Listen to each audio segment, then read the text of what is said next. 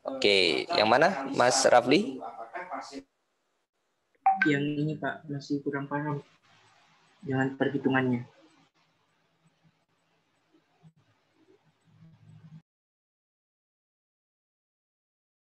Oke, jadi ini ya teman-teman. Jadi ini adalah rumus untuk sebenarnya turunan dari ini sih teman-teman. Jadi di sini dulu ya, bahwa ln K sama dengan EA per R minus EA per R per 1 per T plus ln A.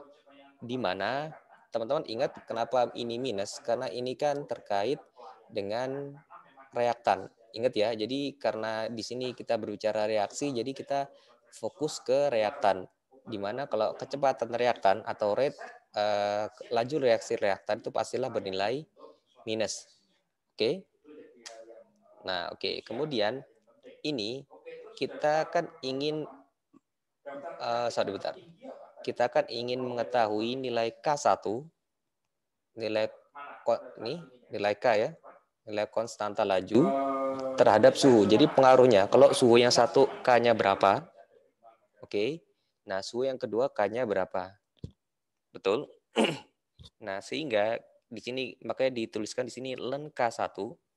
Jadi konstanta reaksi pada suhu pertama sama dengan ln A min EA per RT 1. Kemudian ln K2 sama dengan ln A min EA per RT 2. Oke. Nah, kemudian selisih dari K1 dan K2 sama dengan berarti EA per 1 per T2 minus T1. Bisa diterima? Sampai di sini dulu. Oke.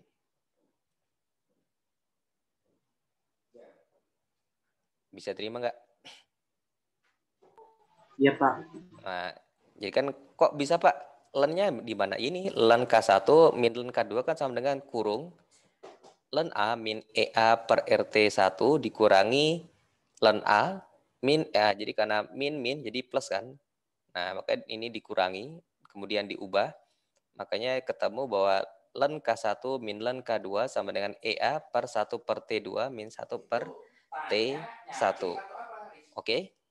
Nah, kemudian karena ini kan fungsi logaritmik ya. Ingat ya, fungsi logaritmik itu kalau minus itu sama dengan dibagi. Sehingga ln K1 per ln K2. Jadi kan K1 minus K2 berarti artinya ln K1 dibagi K2 kan. Sama dengan EA per R. Jadi rumusnya sama, cuma ini diubah aja. Ingat fungsi logaritmik, kalau minus itu artinya pembagian. Oke, nah akhirnya ketemu bahwa ini kan persamaan ya. Ini persamaan kemudian disederhanakan ln K1 per K2 sama dengan EA per R dikali T1 min T2 per T1 kali T2. Oke, jadi kayak X aja. Ini X, Y. Berarti kan 1 per X dikurangi 1 per Y sama dengan ini. Jadi Y min X per X kali Y. Seperti itu aja teman-teman. Ada lagi yang mau ditanyakan? Sudah bisa diterima Mas Rafli? Iya Pak. Terima kasih Pak. Yuk, sama-sama. Iya Mbak. Konstantanya sama suhunya Hmm. ada kayak konstanta 1, 2, 3, 4 sama suhunya 1, 2, 3, 4. Itu yang dipakai yang mana? Justru itu kan yang dicari. Misalkan kita mengubah misalkan kita mengubah reaksi dari misalkan 10 derajat misalkan menjadi 30, ini T1 ya. Ini misalkan 10 derajat kemudian menjadi 30 derajat Celcius.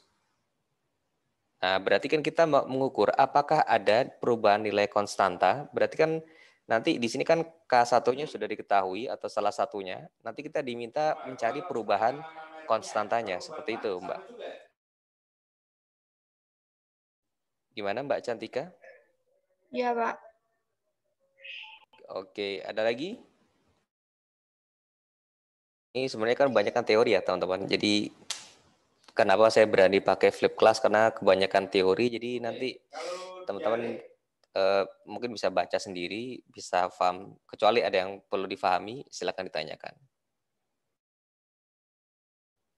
Ada lagi? Ada, Pak. Yuk, Mbak Cantika, silakan. Itu kan ada katalis kan, Pak? Ya. Yang katalis itu kan zat yang dapat meningkatkan laju reaksi kimia. Kalau ditambahkan katalis itu apa bisa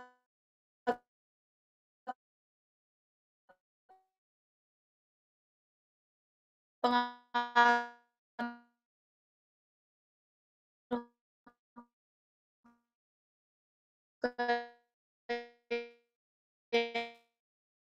yang lainnya?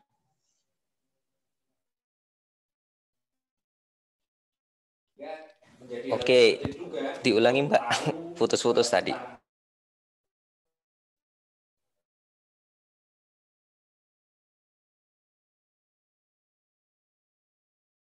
Coba diulangi Mbak Cantika pertanyaannya tadi putus-putus.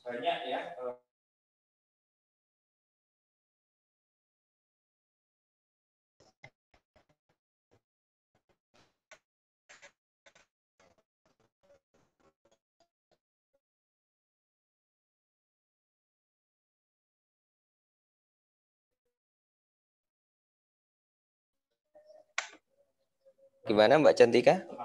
Mungkin kalau ada pertanyaan bisa ditanyakan via, kalau masih nggak jelas ya, masih putus-putus, bisa dicoba diketik di kolom chat.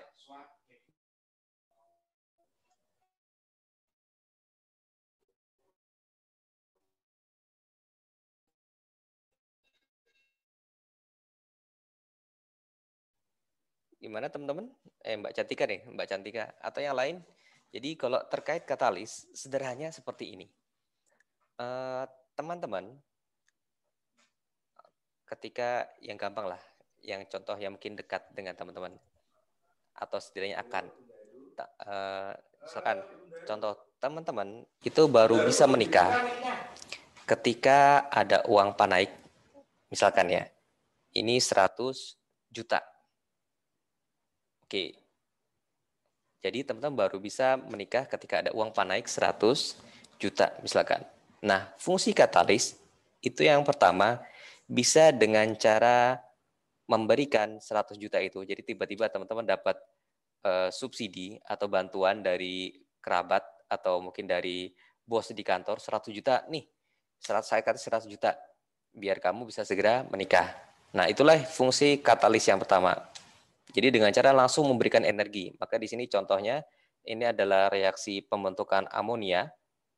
Jadi pembentukan amonia, jadi ada yang dengan cara memberikan energi yang diperlukan. Jadi saya kan dapat dipercepat dengan panas. Jadi kayak itu langsung memberikan energi yang dibutuhkan untuk bisa bereaksi. Nah, ada yang kedua. Nah, kalau untuk yang enzimatik, kalau untuk yang katalis yang enzimatik, itu dengan cara menurunkan energi aktivasi. Jadi gampangnya uang panaiknya yang tadinya 100 juta, jadi misalkan ada kerabat, bukan kerabat biasanya misalkan kenalan dari camer teman-teman, kemudian nego, jangan 100 juta dong, kemahalan, turuninlah 50 juta atau bahkan cuma 25 juta. Nah, kemudian dan itu berhasil. Nah, jadi gampangnya seperti itu. Ada yang langsung memberikan energi untuk reaksi, tapi ada juga yang dengan cara menurunkan energi aktivasi. Jadi kan kalau yang tadi yang enzimatik dengan cara seperti itu, teman-teman. Jadi tadinya panaiknya 100 juta diturunin jadi 25 juta. Nah, kalau udah 25 juta kan berarti lebih gampang kan nyarinya. Nah, gampangannya seperti itu. Itulah gambaran dari macam-macam reaksi. Ada yang dengan cara memberikan energi yang dibutuhkan, ada juga yang dengan cara menurunkan energi aktivasi. Seperti itu. Ada lagi yang mau tanyakan?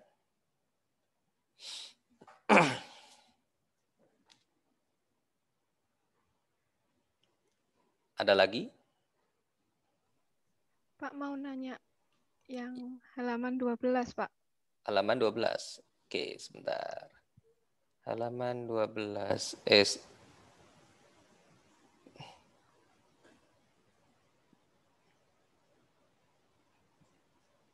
Yang mana ini?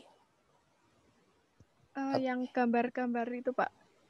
Yang ini? Yang Ini? bawah lagi, bukan ini, Pak. Ini? Bukan. Oh, mana? Yang ada gambarnya itu loh, Pak. Yang 2NO ditambah O2 itu loh, Pak. Oh, sebentar. 2NO ditambah O2. Sebentar, oke. Ini? Ya, itu kok bisa tahu reaksinya berlangsung 2 tahap. Itu gimana, Pak? Lewat eksperimen. Jadi gini, jadi reaksi kan ada yang berlangsung cepat, ada pula yang berlangsung lambat kan.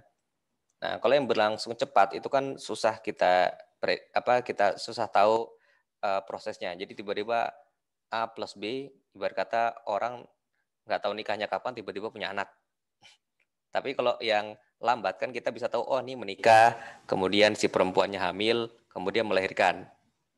Nah, jadi kan tiba-tiba 2 orang jadi 3 orang kan ada prosesnya kan, Mbak. Nah, seperti itulah reaksi ini. Jadi reaksi ini reaksinya itu berlangsung lambat sehingga ketika reaksi sedang berlangsung kita bisa memotret di tengah-tengah reaksi itu apa yang terjadi perubahannya.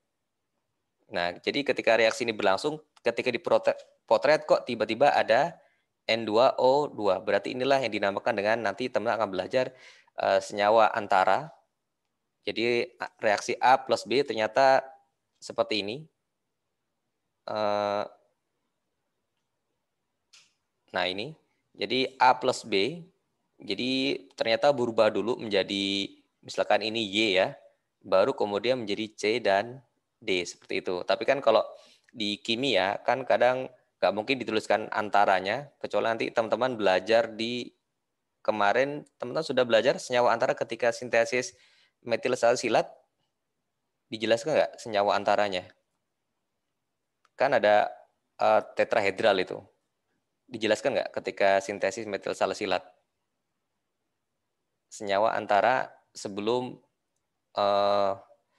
oke, mungkin gambarnya seperti ini teman-teman. Teman-teman sudah baca yang sintesis metil salsilat kan? Ayo, praktikumnya kan udah ada. Jadi kalau secara umum kan reaksinya seperti ini. Ini adalah asam salisilat. Oke. Ditambah metanol kan.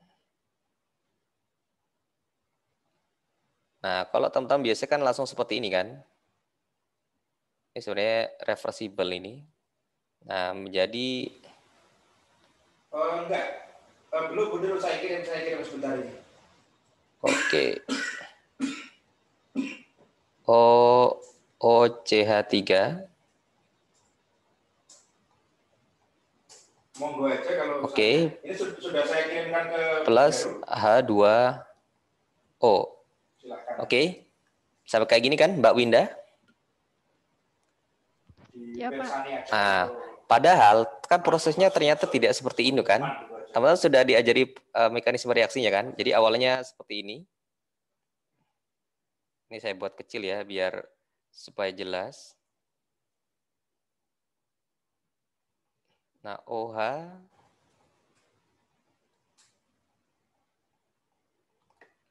Ini kan ada katalis asam ya. Ini sebenarnya di sini sebenarnya nanti kalau semester kurikulum sebelumnya ada namanya praktikum kimia organik. Jadi teman-teman diajari mekanisme reaksi, tapi sekarang semester kurikulum teman-teman nggak ada. Jadi sebenarnya kan seperti ini teman-teman. Nah ini ada katalis H+, kan dikatalis oleh asam kan? Di mana H+-nya ke sini, sehingga terbentuk senyawa seperti ini. OH. Oke. Alhamdulillahirobbilalamin. Oke. Jadi seperti ini kan. Jadi sehingga ini O-nya menjadi bermuatan positif plus CH3OH. Nah, karena O bermuatan positif, jadi dia mengambil elektron dari sini. Nanti teman-teman akan belajar ini di kimia organik atau sudah diajarkan. Kalau ikatan pi itu adalah ikatan yang tidak stabil sehingga mudah putus. Oke. Kemudian ke sini ya, biar gampang. Nah, ini adalah mekanisme reaksi, teman-teman. Jadi reaksi yang tadinya cuma ini adalah prosesnya. Jadi untuk menjawab pertanyaan Mbak Winda, kenapa kok bisa diketahui ada N2O2? Ini kan C-nya di plus kan, karena dia kekuatan elektron. Sorry.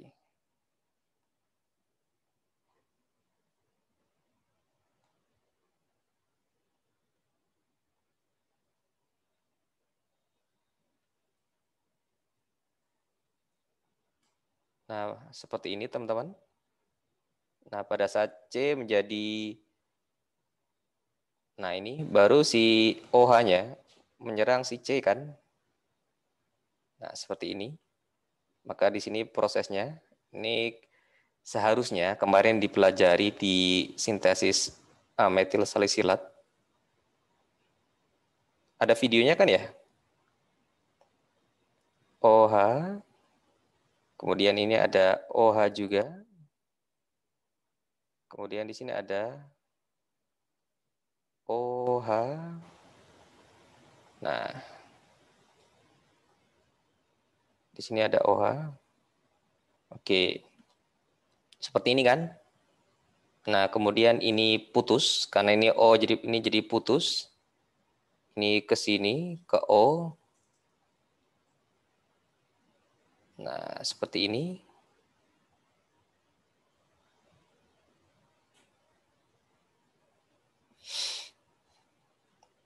OH, OH, ini jadi OCH3. Jangan pusing Mbak Winda. Ya, ini ada H plus ya. Ini ada H plus, oke. Nah, ini adalah senyawa antaranya kan. Oke, nah ini adalah yang namanya senyawa antara. Kemudian ini nanti O-nya di situ putus. Jadi karena O kemudian di sini memutuskan ikatan. Nah, jadi nanti O-nya memutus ikatan dengan H. Sorry, ini kalau bingung nanti ini sebenarnya kalau di kimia organik sudah dijelaskan lebih mudah. Nah, ini. Nah, jadi nanti OH itu putus, kemudian dibuat ikatan. Nah, karena C jadi kelebihan elektron diikat oleh Oke. Oke. Jadi makanya ini sebentar tak delete ya.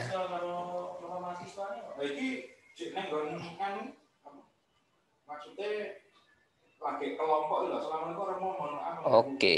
Jurusan saya ingin bertanya, ini saya mau mengisi Google Form yang Romo kasih. Oke, ini langsung ke sini ya, biar nggak bingung. Nah, sehingga akhirnya seperti ini teman-teman. Bisa Romo karena tidak bisa kalau pilihan kelas dan kelompok itu diklik satu aja Romo. Ini tak ganti loh padahal. Nah, jadi ini kan putus, kemudian H yang di sini diikat oleh OH ini.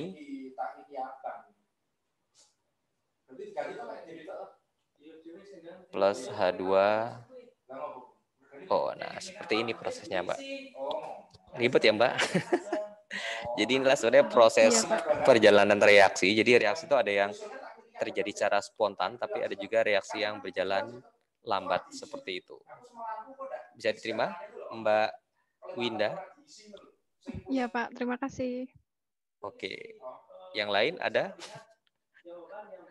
Ya, sebenarnya ini seharusnya dijelaskan di saat sintesis metil salisilat kemarin ya. Seharusnya. Tapi kemarin dijelaskan nggak? Kemarin dijelaskan nggak mekanisme reaksinya? Metil salisilat sebenarnya asinkron. Oh, asinkron. Tapi ada videonya?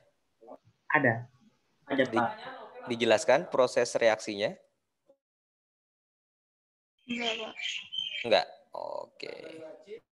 Oke, berarti nanti jadi masukan untuk metil salisilat untuk nanti akan disampaikan proses mekanisme reaksinya. Oke, jadi ini adalah mekanisme reaksinya, teman-teman. Jadi reaksi itu sebenarnya gambarnya sederhana. Ini plus ini jadi ini, tapi itu sebenarnya ada proses di situ. Nah, itulah yang dijelaskan di sini, di mekanisme reaksi ini. Oke, sampai di sini ada lagi yang mau ditanyakan? Jadi tuh, jadi kayak gampangnya kayak orang pernikahan, laki-laki plus perempuan tiba-tiba punya anak seperti itu. Padahal prosesnya laki-laki perempuan, kemudian perempuannya hamil, baru kemudian melahirkan anak seperti itu. Gampangnya seperti itu, teman-teman. Ada lagi yang mau ditanyakan?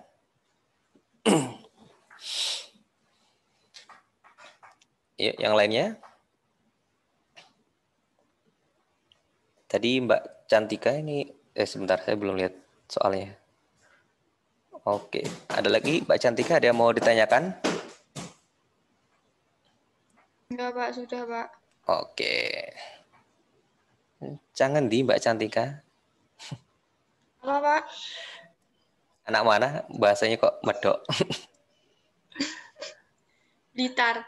Oh, Blitar. Oke. Oke, ada lagi yang mau ditanyakan, teman-teman? Ada lagi nggak? Ayo, sampaikan aja kalau ada yang belum paham atau belum mengerti. Kalau flip class tuh kemandian teman-teman, ujung-ujungnya ujian. Nah, seperti itu. Makanya kalau ada yang belum tanyakan, kalau ada yang nggak paham tapi diam aja, itu rugi, teman-teman.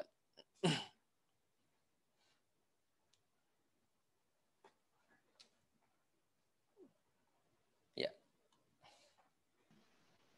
Apalagi nanti kalau yang kadang bikin jengkel pengajar itu tiba-tiba muncul meme, oh dosen kuliah online tuh nggak ngapa-ngapain. Buset.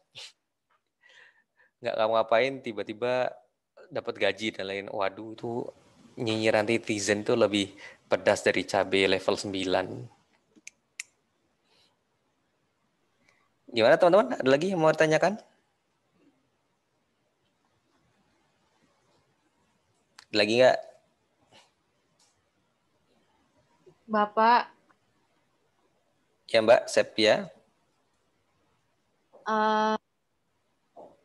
ini Pak, boleh nggak kasih contoh soal pengaplikasian yang ini Pak, yang di Serdap ya? Yang ini pakai Learn K1 itu Pak. Learn K1.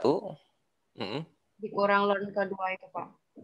Waduh, Yang kalau soal itu belum ada Mbak, karena ini jarang keluar sih, saya keluarkan sebagai ujian. Nanti kalau mau teman mau nanti mungkin saya buat buat video contohnya ya, karena kalau dalam kimia tuh bikin soal itu nggak semudah yang dibayangkan, tinggal masukin nilai itu nggak bisa, tapi harus ada jelas perubahan nilainya. Oke, nanti saya buat contoh soalnya.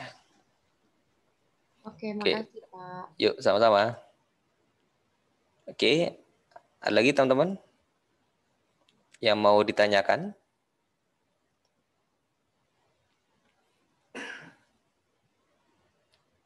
Ada lagi nggak?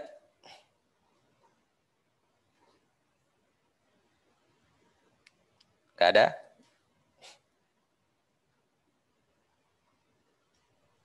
Pak mau nanya, Ya, silakan Mbak.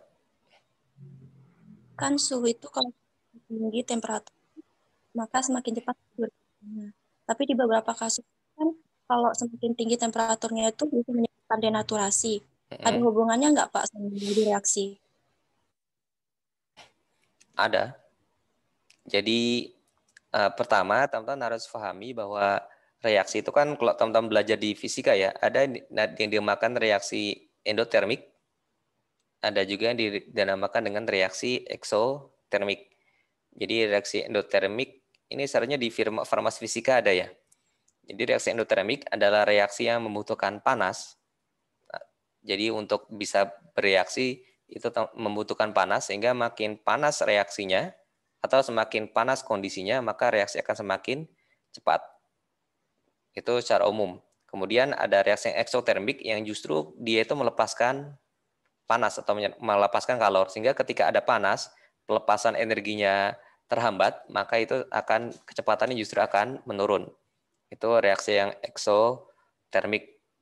Nah, kembali ke yang reaksi yang endotermik, bahwa ketika reaksi semakin panas, itu reaksi akan semakin cepat, tetapi di satu sisi ada temperatur di mana tadi Mbak Baik bisa disampaikan oleh Mbak Baik bahwa bukan Mbak Baik sih, panggilannya Mbak Nabila ya.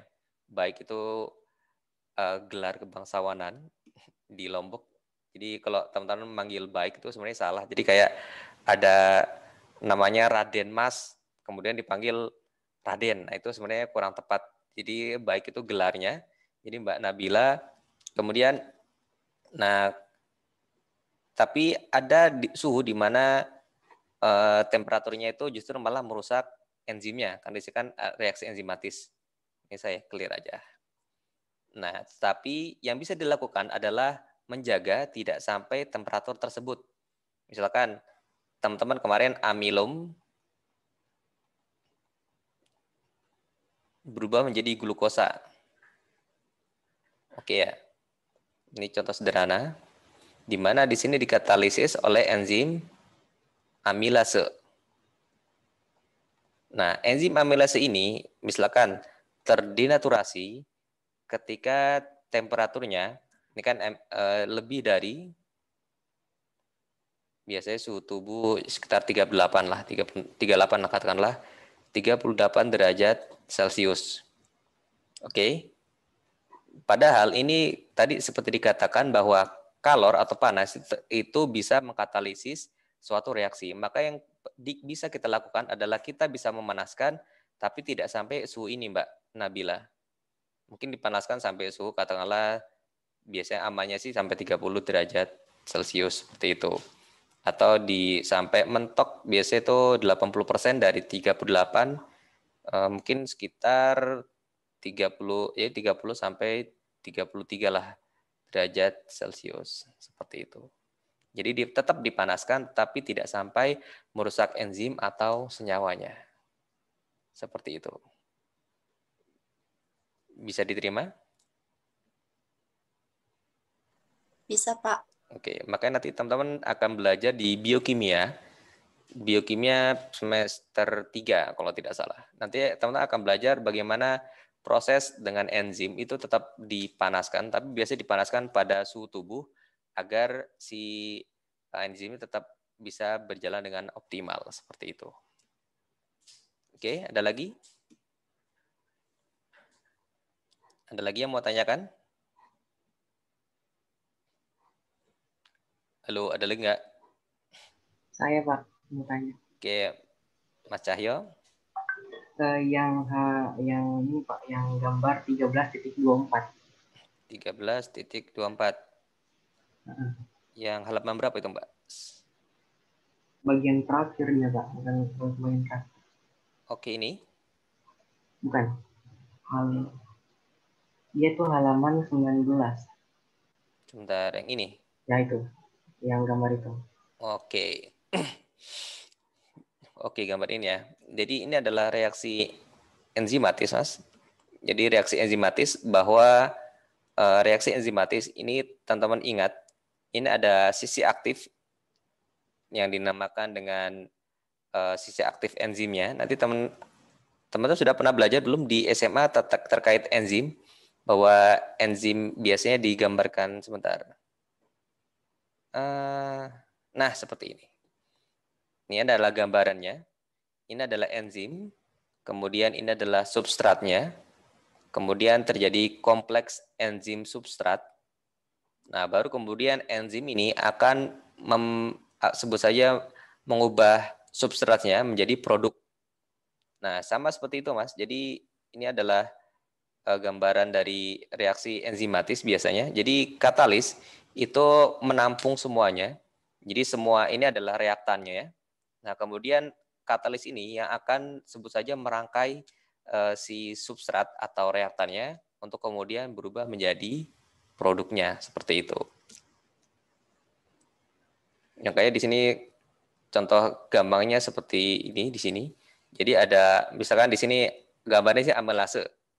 Ini adalah amilumnya. Jadi amilase akan berikatan dengan amilum, kemudian dia akan memotong amilumnya untuk bisa menjadi oligosakarida atau bisa menjadi monosakarida seperti itu. Ini adalah gambaran 3 dimensinya ya. Ini kalau teman-teman nanti belajar molecular docking, nanti akan belajar seperti ini, reaksi antara obat dengan reseptornya. Tapi nanti itu semester 5 kalau tidak salah. Ada lagi, Mas Cahyo, bisa diterima?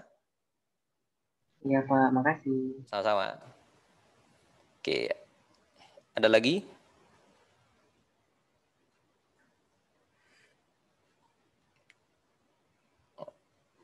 Ada lagi teman-teman?